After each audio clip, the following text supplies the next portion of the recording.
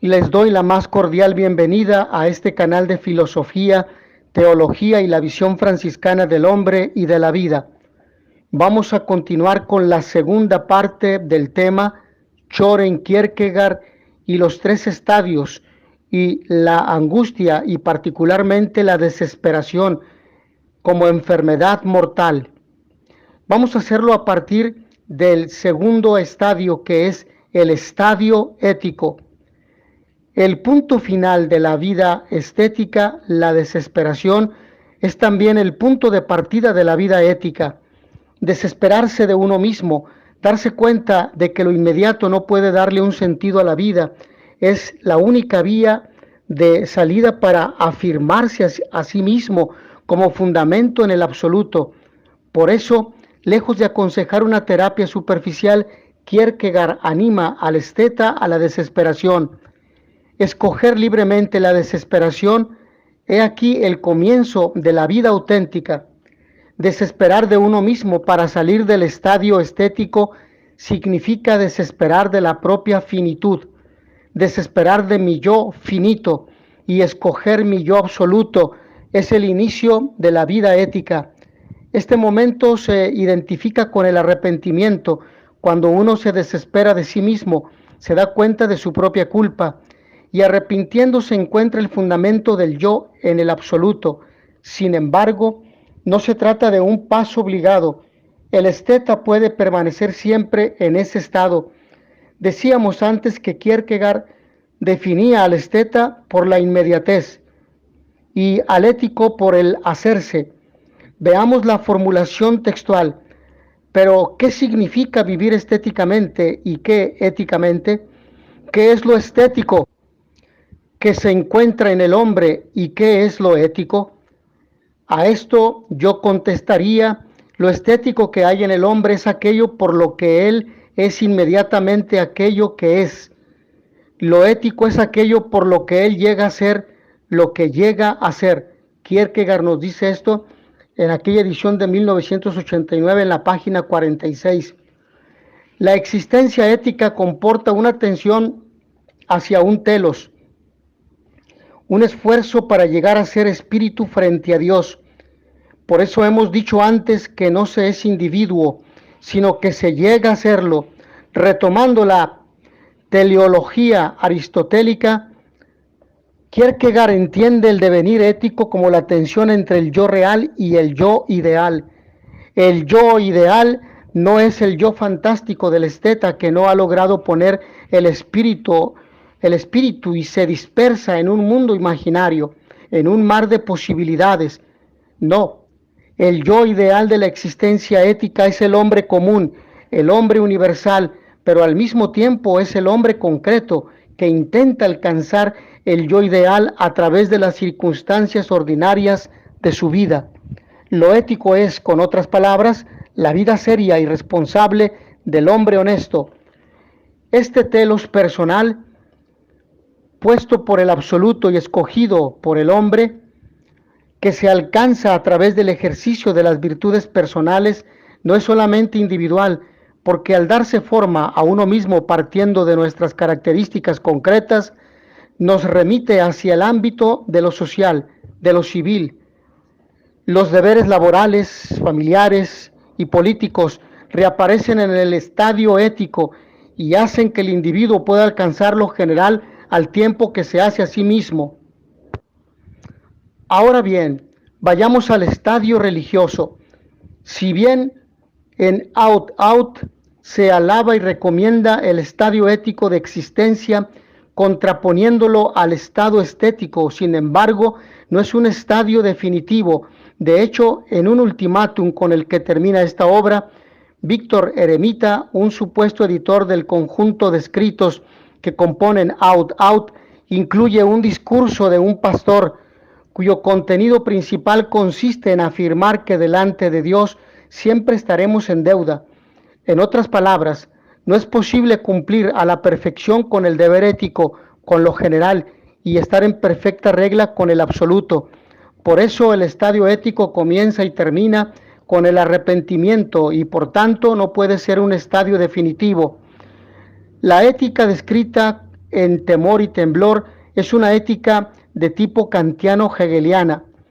Es la ética del deber general que está fuera del hombre y en consecuencia inalcanzable para él con sus solas fuerzas.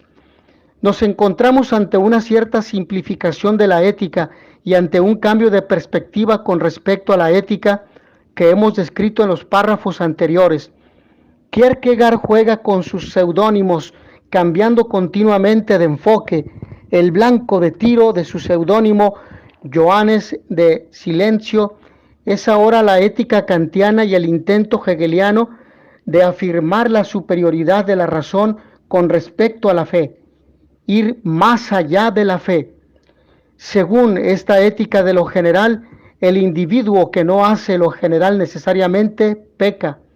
En este contexto, la ética es lo absoluto, no se puede ir más allá, pero Johannes de Silencio presentará un caso histórico en el que un único individuo fue contra lo general para obedecer a un mandato divino, Abraham, que para obedecer a Dios estuvo dispuesto a matar a su hijo Isaac.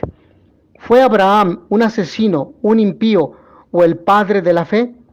Si la ética de lo general fue lo absoluto, si la razón fuera la última instancia para establecer las normas morales de conducta, entonces Abraham sería un homicida, con todos los agravantes del asesinato de la propia prole.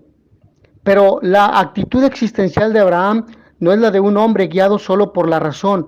Abraham tiene una pasión infinita que le lleva a creer en virtud del absurdo, la fe.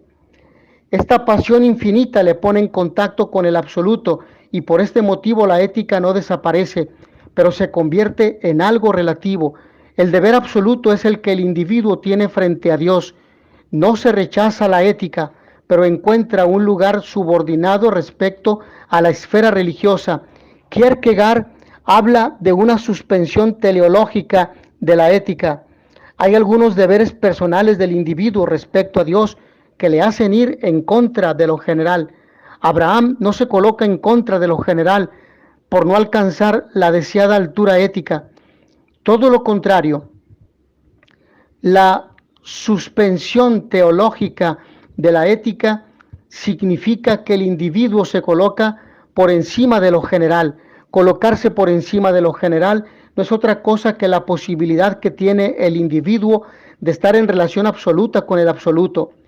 Según Johannes de Silencio, en eso consiste la paradoja de la fe, que el individuo es superior a lo general, de manera que es el individuo el que determina su relación con lo general mediante la relación que tiene con el absoluto y no al revés. Es lo que nos dice Kierkegaard en la página 73, en la edición del año 2000. El individuo se relaciona con Dios en la fe. La fe es una pasión, el movimiento de la infinitud. La relación absoluta del individuo con el absoluto no se realiza a través de una mediación reflexiva, sino de un salto, el salto cualitativo de la fe. Todo movimiento de infinitud sucede con pasión y ninguna reflexión puede suscitarlo. Este es el salto continuo que explica el movimiento en la existencia, mientras que la mediación es una quimera que debe explicarlo todo en Hegel y al mismo tiempo es lo que él no intentó explicar. Estas categorías serán desarrolladas con más extensión en sus obras posteriores. En la postilla conclusiva no científica a las migajas filosóficas, Johannes Climacus afirma que la forma de llegar a Dios es la subjetiva, es decir, mediante la pasión de la interioridad. Ahora bien, la verdad que presenta el cristianismo es paradoja, Jesucristo. En él lo eterno se hace temporal, Dios se hace hombre. Para aceptar esta verdad no basta el pensamiento conceptual. Si el pensador subjetivo vive en la verdad de la paradoja se alcanza solo mediante la pasión, que permite dar el salto cualitativo de la fe. La pasión de infinitud es la misma verdad, pero la pasión de la infinitud es precisamente la subjetividad, y así La subjetividad es la verdad. Johannes Climacus ofrece más adelante una definición de verdad. La verdad es la incertidumbre objetiva mantenida en la apropiación de la más apasionada interioridad, y esta es la verdad mayor que pueda darse en un existente. En el ámbito ético-religioso no se da la certeza objetiva, sino la decisión libre de afirmar la incertidumbre subjetiva, movida por la pasión de la infinitud. Allí donde el camino se bifurca, se separa. Escribe poéticamente Climacus, ese instante interior, el de la decisión libre de dar el salto y aceptar, no solo nociológicamente, sino existencialmente, la paradoja, que es falta de certeza. Es más, ese es el martirio de la razón, que se ve obligada a traspasar sus estrechos esquemas conceptuales y saltar.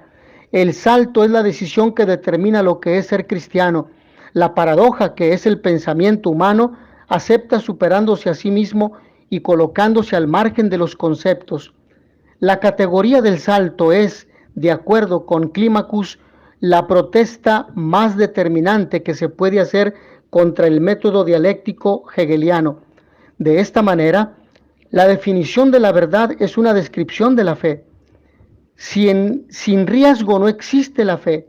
La fe es precisamente la contradicción entre la pasión infinita de la interioridad y la incertidumbre objetiva. Si fuera capaz de llegar a Dios objetivamente, entonces no creería, pero gracias a que no puedo, debo creer. Y si quiero conservarme en la fe, deberé siempre procurar mantenerme en la incertidumbre objetiva, no perder de vista que me encuentro en la incertidumbre objetiva a 70,000 pies de profundidad, y aún así creer. No se puede explicar el cristianismo porque es la religión de la paradoja absoluta. Esta es la demencial pretensión del sistema. El cristianismo no es un problema cultural, sino la religión en la que se acentúa que la existencia es tiempo de decisiones y que la verdad es la paradoja. Ahora bien, en un quinto aspecto hemos de hablar del verdadero cristiano, pero digamos, una vez que hemos explicitado este tercer estadio, entonces el verdadero cristiano, el problema, cómo llegar a ser cristiano, haya una respuesta determinada fuera del cristianismo, es la de Johannes Climacus, un no cristiano que se acerca al cristianismo, luchando duramente contra la especulación del sistema. Para llegar a ser cristiano es necesario primero transformarse en subjetivo, esto es, pasar de la consideración objetiva a la consideración existencial. Pero la respuesta de Climacus está llena de ambigüedad. Climacus no es Kierkegaard, porque nuestro autor es cristiano, aunque no se considera a sí mismo un cristiano perfecto. Él es un penitente que sabe qué es el cristianismo, pero que no lo vive en su plenitud. En 1848, Kierkegaard crea un nuevo seudónimo, Anticlimacus, que es el cristiano extraordinario. Él sí que podrá comunicar directamente el cristianismo y dar una respuesta exhaustiva al problema de cómo se llega a ser cristiano. Kierkegaard se esconderá entre los lectores de Anticlimacus y confesará que las obras escritas con este seudónimo serán para él mismo parte de su educación. Ahora bien, la enfermedad mortal y el ejercicio del cristianismo, publicados en 1849 y 1850, representan para muchos autores la cima de la producción kierkegaardiana. En la primera se encuentran los elementos más fundamentales de su antropología metafísico-teológica y describe el drama del hombre que no es consciente o no quiere aceptar su fundación radical en Dios. En la segunda, Anticlimacus ofrece el remedio para la desesperación, la enfermedad mortal, la fe. Vamos en este quinto punto a ver un elemento que forma parte de él, titulado La desesperación.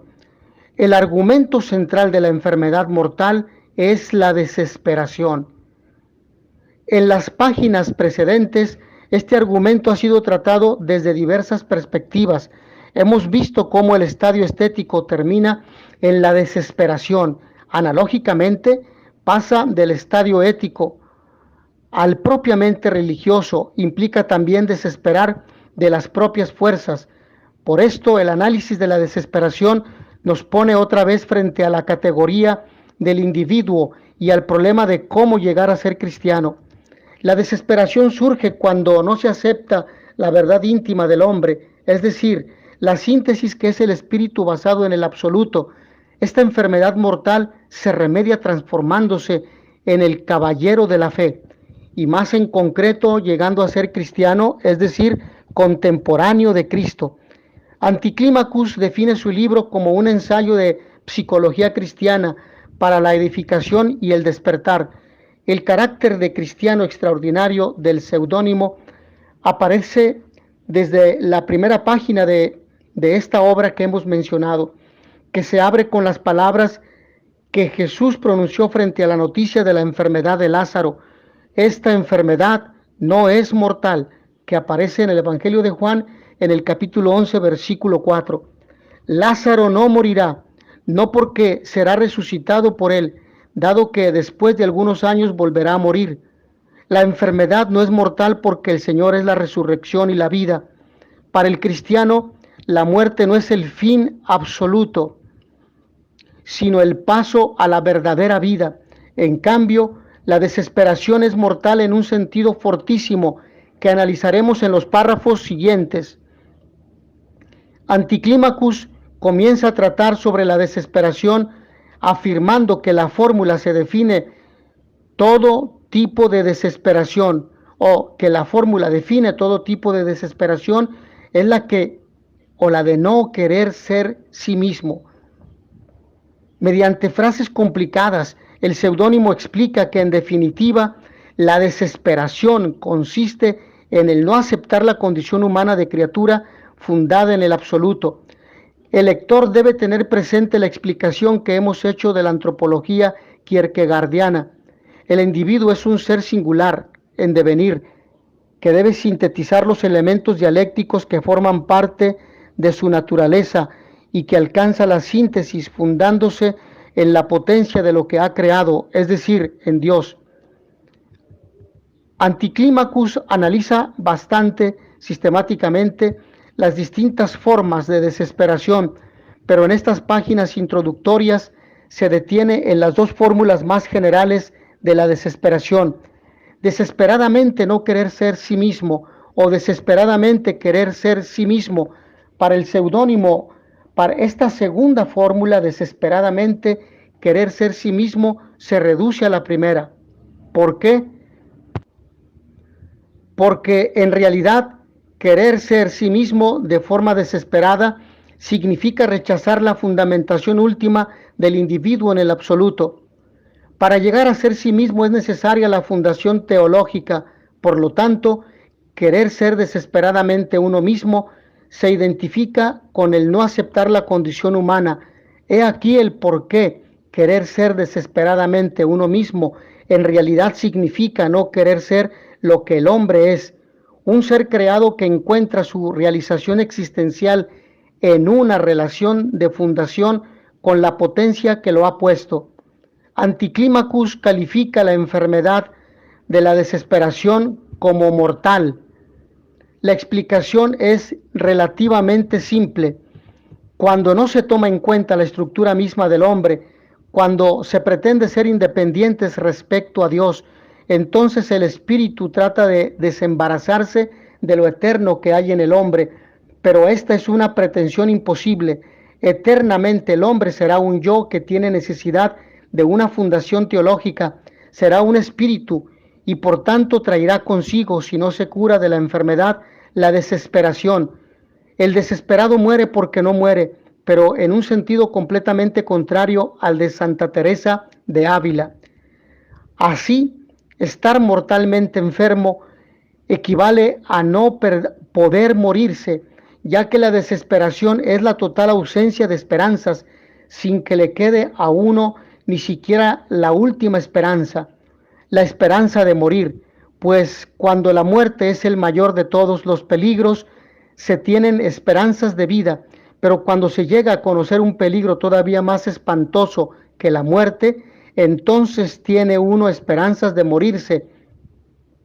Y cuando el peligro es tan grande que la muerte misma se convierte en esperanza, entonces tenemos la desesperación como ausencia de todas las esperanzas, incluso la de poder morirse. Dicho con otras palabras, el desesperado no tiene salida si no quiere reconocer su fundación teológica. El desesperado no puede ser el yo autónomo e independiente que quiere ser, ni puede dejar de ser para toda la eternidad el yo heterónomo y dependiente que es la no aceptación de la propia verdad. Una vez establecido que la fórmula omnicomprensiva de toda desesperación es desesperadamente no querer ser sí mismo, procederemos al análisis de las diferentes formas de desesperación, presentándolas desde las diversas perspectivas que utiliza Anticlimacus. La primera perspectiva parte de la composición dialéctica de la síntesis. La desesperación podrá revestir diferentes formas según sean las lagunas en la conciencia de ser una síntesis, es decir, un espíritu. Dicho de otra manera, cuando no se logra realizar la síntesis y prevalece uno de los elementos dialécticos, aparece la desesperación en cuanto no se quiere ser uno mismo. La desesperación consiste precisamente en que el hombre no tenga conciencia de estar constituido como espíritu. El segundo punto de vista será el de la determinación de la conciencia, según el grado de conciencia del que se goce. Habrá más o menos desesperación, a más conciencia, más desesperación. Se puede estar desesperado sin saberlo, se puede desesperar conscientemente por debilidad y finalmente se puede desesperadamente querer ser sí mismo. Esta última desesperación, todavía más consciente, se identifica con la obstinación. En el primer caso, la desesperación no es consciente, ya que la sensualidad domina completamente y no se tiene conciencia de tener un yo. Esta es la desesperación propia del paganismo y de los cristianos tibios de la cristiandad. Son desesperados que no saben que lo son. La segunda desesperación, esta sí consciente, es la desesperación propia de la debilidad. Un hombre puede desesperar por algo terrestre. Lo que lleva a la desesperación viene de fuera. Un cambio de fortuna, el no lograr alcanzar metas existenciales, puede llevar al hombre a querer ser otro. Esta es una desesperación cómica, propia del hombre inmediato, que está determinado solo en el ámbito de la temporalidad. Puede ser que el hombre inmediato inicie una autorreflexión, de donde nazca una cierta conciencia del propio yo, pero inmediatamente después el hombre inmediato se desperdigará en un montón de actividades exteriores para olvidar la causa de su desesperación. Pero en este segundo caso se puede encontrar también una desesperación más profunda, más consciente. Se puede desesperar de lo eterno para ser consciente de la propia debilidad. El desesperado no puede soportar la conciencia de la propia debilidad y se cierra en sí mismo, convirtiéndose en taciturno. El desesperado hermético, ocupado con la relación de su propio yo consigo mismo, sigue viviendo sucesivamente unas horas que, aunque no vividas de suyo para la eternidad, sin embargo tiene un poco que ver con ella.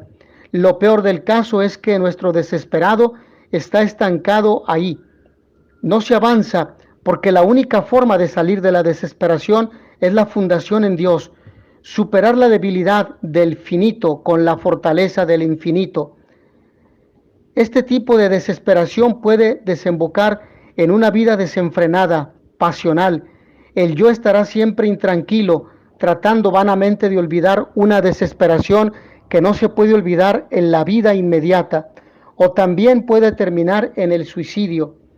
Pero la desesperación más profunda, más consciente, es la del tercer grado, que Anticlimacus identifica con el desesperadamente querer ser sí mismo.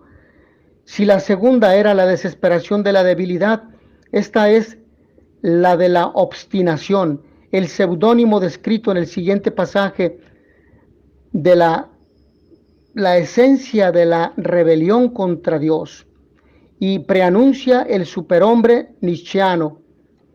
Para que uno quiera desesperadamente ser sí mismo, tiene que darse la conciencia de un yo infinito. Sin embargo, este yo infinito no es propiamente sino la más abstracta de las formas y la más abstracta de las posibilidades del yo. Y es cabalmente este yo el que el desesperado quiere ser, desligando al yo de toda relación al poder que lo fundamenta, o apartándolo de la idea de que tal poder exista.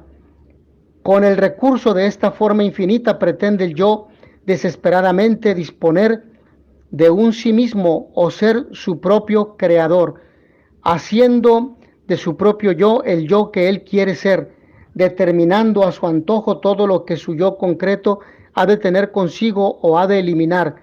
Este su yo concreto o esta su concreción ha de contar sin duda cierta necesidad y ciertos límites, ya que es algo completamente determinado, que tiene estas o las otras cualidades, estas o las otras disposiciones, etcétera, y que está delimitada por unas u otras circunstancias concretas, etcétera. Sin embargo, con el recurso a esa forma infinitamente abstracta, que es el yo negativo, nuestro hombre quiere que se le dejen las manos libres desde el principio para conformar todas esas cosas desde el principio, para conformar todas esas cosas a su capricho, y así sacar de todo ello el yo que él quiere ser a expensas de esa forma infinita del yo negativo, y solo por este camino quiere ser sí mismo. Esto significa que nuestro hombre quiere comenzar un poco antes que todos los demás hombres, pues no desea empezar con y mediante el principio, sino con el principio. Nuestro hombre no quiere revestirse con su propio yo, ni tampoco estima que su tarea haya de estar relacionada con el yo que se le ha dado, sino que personalmente quiere construir de raíz encarnando aquella forma infinita. La desesperación obstinada es ya una rebelión contra Dios, la vana pretensión de autofundación de la criatura, renegando o ignorando al Creador. Se rechaza la visión de la existencia como deber recibido de lo alto y se lo cambia por una visión prometeica de autocreación. Hasta aquí, Anticlimacus ha expuesto las distintas formas de desesperación que aparecen según los puntos de vista que adopta el observador. Ahora, el seudónimo añade otro elemento. Cuando la desesperación se produce delante de Dios, nos encontramos frente a una circunstancia agravante. La desesperación se convierte en el pecado por antonomasia. Si en la primera parte del libro Anticlimacus define la desesperación como enfermedad mortal, la segunda y última parte se titula La desesperación es el pecado. Así comienza a tratar este tema. Hay pecado cuando delante de Dios o teniendo la idea de Dios uno no quiere desesperadamente ser sí mismo o desesperadamente quiere ser sí mismo. Por lo tanto, el pecado es la debilidad o la obstinación elevadas a la suma potencia. El pecado es, pues, la elevación de la potencia de la desesperación. El acento cae aquí en ese delante de Dios o en que se tenga al mismo tiempo la idea de Dios. Es precisamente esta idea de Dios la que en todos los sentidos, dialéctico, ético y religioso, hace que el pecado se convierta en lo que los juristas podrían llamar desesperación calificada. Anticlimacus llama yo teológico a la conciencia que se da cuenta de encontrarse delante de Dios. El yo es siempre un individuo delante de Dios. la desesperación potenciada, es decir, el pecado, está también siempre delante de Dios. Si esto es el pecado, lo contrario del pecado no es la virtud, como pensaban los antiguos, sino la fe.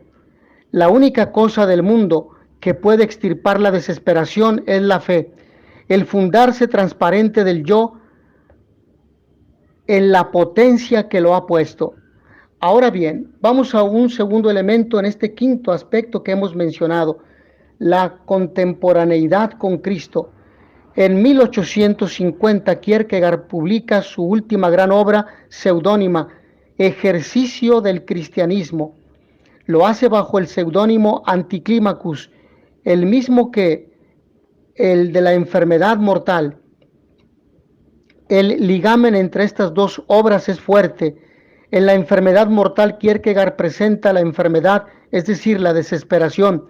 En el ejercicio del cristianismo, en cambio, se presenta el remedio, o sea, la fe en la persona que afirmó: yo soy la resurrección y la vida.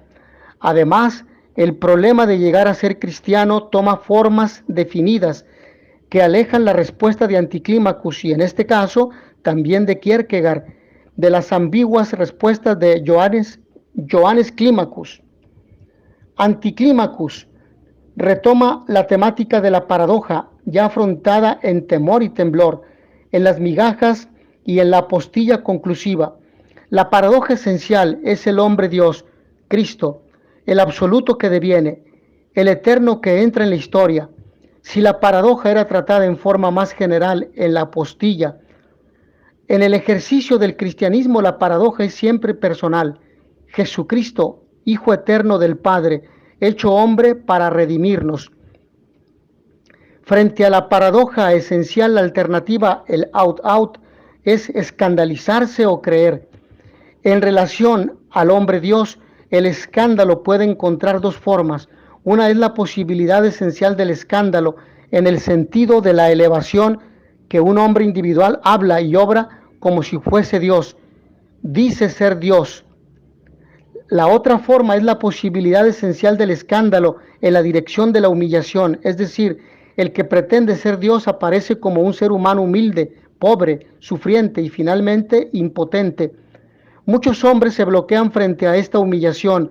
En el primer caso se parte de la cualidad del hombre y el escándalo se apoya en la cualidad Dios. En el otro se parte de la determinación que es Dios y el escándalo se apoya sobre la determinación hombre. La posibilidad del escándalo, baluarte o arma de defensa de la fe, es hasta tal punto ambigua que toda razón humana está obligada de alguna manera a detenerse. Debe encontrarse con el obstáculo de tomar la decisión de si debe o escandalizarse o creer. El verdadero cristiano es el que no se escandaliza de la paradoja esencial. La acepta en virtud del salto de la fe. Superar el escándalo requiere un esfuerzo supremo que se puede realizar solamente con la fe. La fe se presenta como la cosa más difícil del mundo, porque la posibilidad del escándalo respecto a Cristo en cuanto hombre Dios subsistirá hasta el fin de los siglos.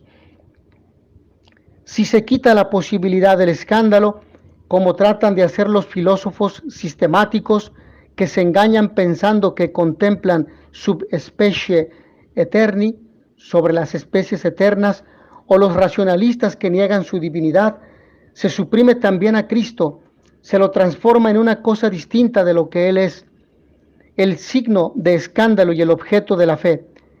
El hacerse cristiano es una tarea difícil, no es una categoría social objetiva, identificable con el simple permanecer a la cristiandad, al orden establecido. La fe exige abandonar la razón. Esto desde la perspectiva protestante de este autor, Kierkegaard. Recordemos que él no es católico, es cristiano protestante. Y por lo tanto, y en este abandono la razón descubre sus propios límites. Según Anticlimacus, el límite consiste en el verificar que los así llamados preámbula fidei, los preámbulos de la fe, las pruebas racionales, sirven como máximo para establecer que En relación a Él, Cristo, lo que el hombre puede hacer desde aquel momento es plantearse la decisión: ¿tú quieres creer o escandalizarte? Para Cristo las pruebas no pueden conducirse o no pueden conducir a nadie a la fe. Todo lo contrario, pero en el momento en el que la fe es todavía incipiente, las pruebas pueden ayudar al hombre a prestar atención. Prestar atención, pero no llegar a una conclusión definitiva. La razón no penetra nunca en el absoluto. El interés de la fe respecto al creer es el de concluir y llegar a una decisión absoluta mediante el salto de la fe. El interés de la razón es el de tener la reflexión en vida hasta que haya una certeza objetiva. La fe quiere llegar al absoluto, la razón quiere continuar la reflexión. La fe no es una determinación en la dirección de la intelectualidad, sino una categoría ética. Está indicando la relación entre Dios y el hombre. Por esto se exige la fe de creer contra la razón.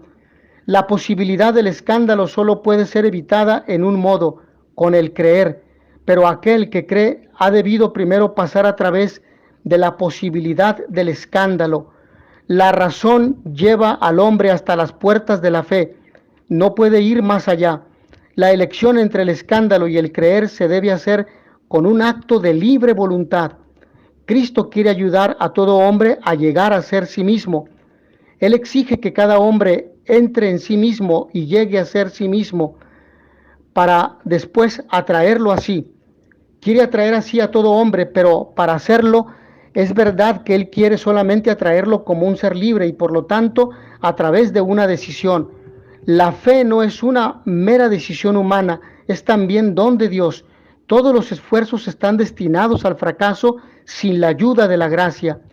No son las razones las que sostienen las convicciones, sino las convicciones las que fundamentan las razones. La intervención de Dios que da el impulso decisivo y la convicción absoluta en el creer configura lo que Kierkegaard llama la condición.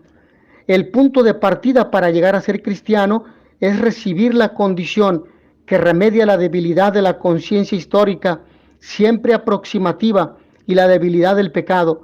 La condición viene en ayuda del pecador y por tanto la única puerta de entrada al cristianismo es la conciencia del pecado. Pretender entrar por otro camino significa cometer contra el cristianismo un delito de lesa majestad. Solo la conciencia del pecado garantiza el respeto absoluto, precisamente porque la infinita diferencia cualitativa ponga de relieve que solo la conciencia del pecado es la entrada, es la visión que, siendo de absoluto respeto, puede ver también la mansedumbre, el amor y la misericordia del cristianismo. La conciencia de ser pecador hace necesaria la ayuda de Dios. Así el pecador se dispone a recibir la condición, es decir, el don de la fe. La condición recibida por Cristo hace que el hombre pecador pueda encontrarlo personalmente. La condición permite hacerse contemporáneo de Cristo. No se trata de una contemporaneidad inmediata, entendida en sentido cronológico. La condición se da en el momento, es decir, en el punto de encuentro, en la síntesis entre eternidad y tiempo. El ser contemporáneo de Cristo se verifica cuando la razón y la paradoja se encuentran felizmente en el momento. Por tanto, la razón se echa a un lado y la paradoja se concede por sí misma. Por la fe, la exigencia de la contemporaneidad en la relación con Dios comporta que en la relación con el absoluto no haya más que un solo tiempo, el presente, y dado que Cristo es el absoluto, es fácil ver que respecto a Él es posible solo una situación, la de la contemporaneidad. La razón se debe poner a un lado para dejar espacio a la fe. Cuando no hay fe y existiendo la posibilidad del escándalo, solo se ve a Cristo como la figura del siervo. Ergo, el cristianismo se convierte para él en una locura, porque no es conmensurable con ningún porqué finito. El invitante tenía una idea de la miseria humana completamente distinta de la de los hombres. Si hubiera querido, Cristo habría podido aparecer como una persona importante, fuerte. En cambio, quiso deliberadamente ser el humilde, el pobre, el sufriente, para demostrar que el testigo de la verdad debe sufrir en todo tiempo hasta la crucifixión. Para el hombre que se deja guiar solo por la razón, esto es un tormento y además se convierte en un delito a los ojos de los contemporáneos. Pero para aquel que se deja guiar por la fe, la contemporaneidad con Cristo implica la categoría religiosa por excelencia, el por ti. Cristo ha vivido en el abajamiento por ti. Si uno se hace verdaderamente contemporáneo de Cristo a través de la fe, seguirá viendo la figura del siervo, del humilde, del sufriente. Hacerse uno literalmente con el más miserable significa para el mundo un exceso, un demasiado, pero para el hombre de fe es el único camino. La posibilidad del escándalo, esta posibilidad del escándalo es necesariamente la situación de la contemporaneidad con Cristo. El ser cristiano está ligado a la posibilidad del escándalo. Johannes Climacus definía las verdades ético-religiosas del pensador subjetivo como verdades de apropiación. En la línea de Climacus, Anticlimacus subraya la necesidad de vivir las verdades religiosas y en concreto de hacerse una misma cosa con la paradoja esencial con Cristo. Ser contemporáneo de Cristo implica, por lo tanto, una actitud existencial concreta, la de la imitación. Cada uno por su cuenta, poniéndose en tranquila interioridad delante de Dios, debe humillarse reconociendo lo que comporta el ser cristiano en el sentido más riguroso y confesando sinceramente delante de Dios hasta qué punto Él es cristiano, con el fin de recibir dignamente la gracia que se le ofrece a todo hombre imperfecto, es decir, a todos. Cristo ha venido al mundo con el propósito de ser el modelo a imitar. Esta voluntad de Cristo está incluida en la voluntad más general de salvar al mundo. Los hombres se salvan siguiendo las huellas de Cristo, imitándole, amando a los demás, la impronta que Él ha querido imprimir. Imitarlo significa que nuestra vida debe tener una semejanza con la suya. La actitud del imitador es distinta de la del admirador. Son dos cosas diferentes, imitador, admirador. Un imitador es o aspira a ser lo que admira. Un admirador, en cambio, permanece personalmente fuera. En modo consciente o inconsciente, él evita ver que aquel objeto contiene, por lo que a él respecta, la exigencia de ser o al menos de aspirar a ser lo que él admira. Anticlimacus pone un ejemplo muy claro de un admirador, el joven rico, que admiraba a Cristo, pero que no se decidió a seguirle e imitarle. El test para saber si uno es cristiano es precisamente la imitación de Cristo, que nos ha dejado el modelo, Cristo nace en la humildad, vive pobre, abandonado, despreciado y humillado. Nuestra existencia terrena es un examen sobre la imitación del modelo. Ser hombre, vivir en este mundo, significa ser puesto a prueba, y la vida es un examen. Pero el imitador, aunque tenga la condición dada por el Maestro, sigue siendo un pecador. La puerta de entrada al cristianismo es la conciencia de pecado. Delante de Dios no podemos esconder nuestros pecados.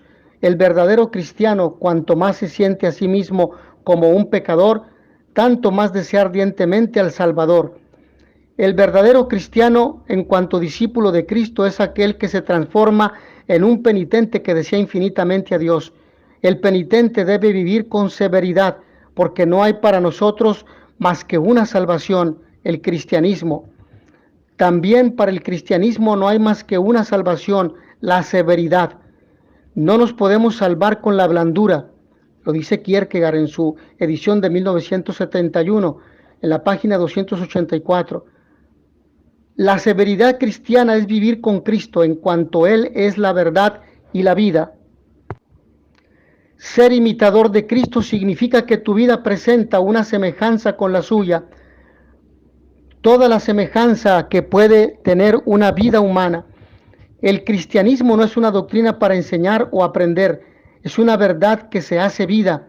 No es la certeza objetiva de la especulación, sino la subjetivación o subjetivización en la propia existencia personal de una vida que es una persona, Cristo.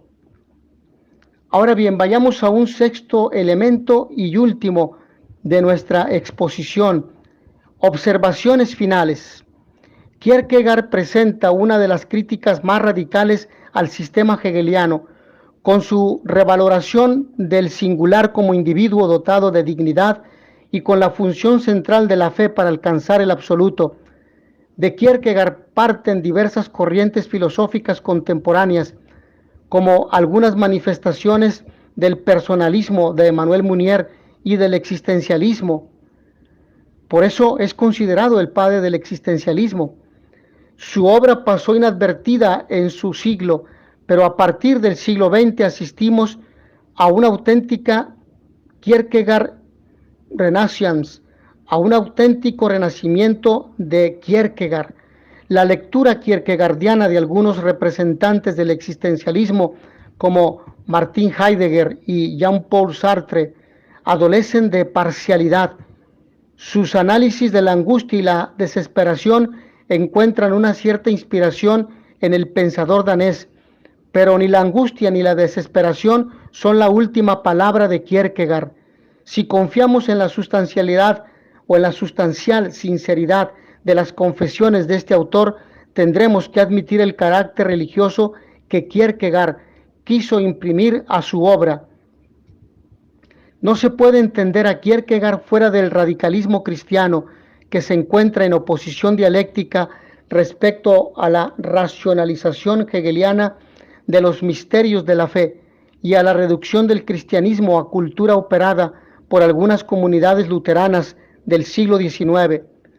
La lectura existencialista queda fundamentalmente como una versión trunca del pensamiento de Kierkegaard. Si esta lectura es parcial, también peca de exagerada la pretensión de convertir a Kierkegaard en un pensador católico in abscondito, es decir, escondidas.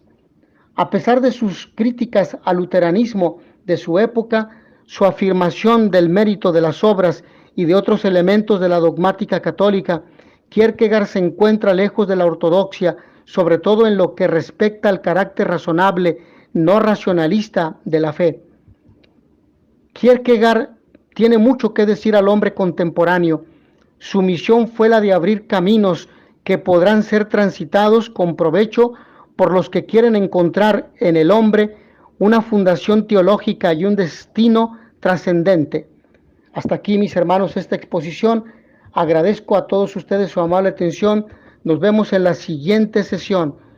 In notitia veritatis proficere pax et bonum.